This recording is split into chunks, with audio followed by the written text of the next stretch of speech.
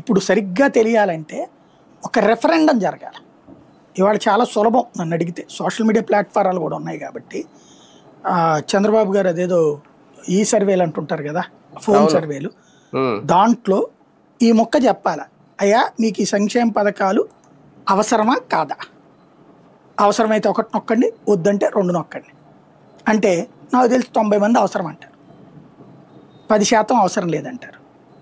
అయితే సంక్షేమ పథకాల్లో ఒక్కొక్క పథకం గురించి అడిగినప్పుడు అప్పుడు ఎంతమంది అవునంటారు అంటే, ఫర్ ఎగ్జాంపుల్ డ్వాక్రా వాళ్ళకి రుణమాఫీ అన్నారు అనుకోండి, డ్వాక్రా వాళ్ళల్లో కూడా చాలా మందికి చదువు తక్కువ ఉంటుంది కాబట్టి 70% మందో 60% మందో నొక్కే దాంట్లో మిస్ అయినా సరే వద్దని చెప్పినా ఆశ్చర్యపోనక్కర్లేదు.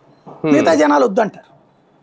సంక్షేమ పథకాలు కూడా ఎవరికి ప్రయోజనం పొందుతారో, ఎవరికి ఏ పథకం వస్తా అది కావాలంటారు, మిగతా అది వద్దంటుంటారు. అప్పుడు ఉపయోగం ఏముంది దానివల్ల? అలా కాకుండా పబ్లిక్ ని ఇప్పుడు వీళ్ళు సర్వేల పేరుతో సచివాలయ ఉద్యోగులు వాడుతున్నారట.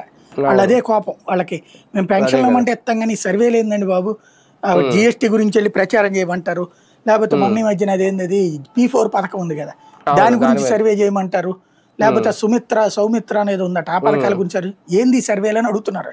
నిజమే, వాళ్ళు సర్వేలు చేసే అదేదో ఏజెన్సీలతో చేయించుకోవాలి కానీ సచివాలయ ఉద్యోగులు దానికోసం పెట్టుకుంటే ఎట్లాగా?